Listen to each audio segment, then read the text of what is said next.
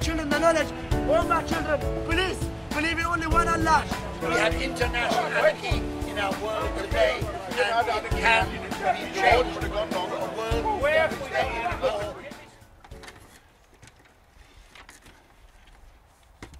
Unaccustomed as I am to public speaking, here I am again. It won't solve the problem for the people, the very brave people in Libya today. But it's a big... When I was 24, I went around the world on a scooter. And when I got to India and Pakistan, I lived with ordinary people in villages, people who were very, very poor, but they were some of the most generous and warm-hearted people I've ever met. When I came back, my whole sense of values had changed. I saw that there were, as well as national problems, there were global problems, and we didn't have a real global parliament to deal with it. That was why I felt I must go and talk about it at Speaker's Corner, something I've been doing for over half a century. People at first laughed at the idea.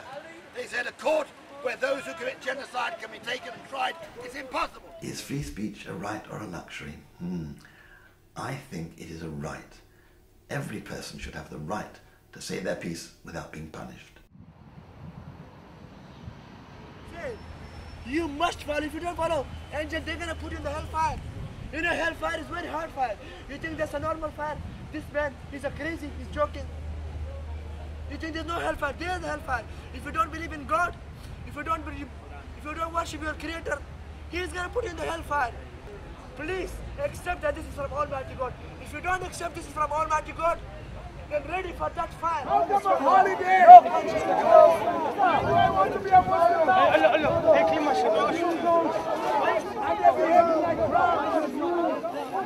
We are here today as campaigners, campaigning against the government because they are not listening to the needs of victims of violent crime. You're not told of any help that's out there. There's no actual governing body. You don't get victim support in many instances. I am a victim because my son, my 20-year-old only child, was murdered.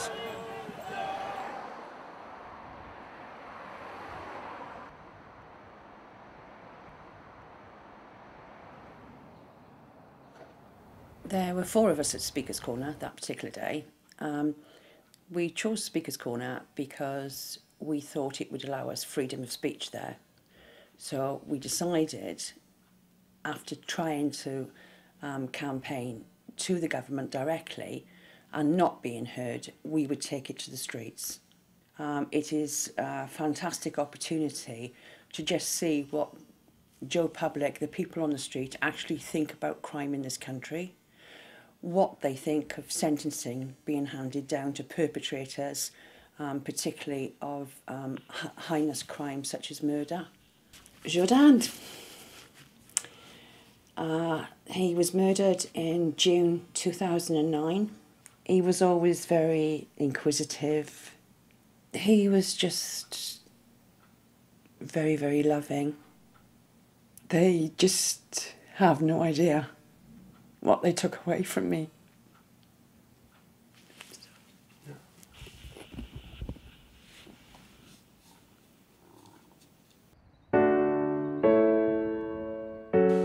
Jourdan's tree, I wanted to do something to commemorate his life. It's somewhere where myself and his friends can go, have a conversation with him. They can tell him what's happening in their lives. So he is part of everything.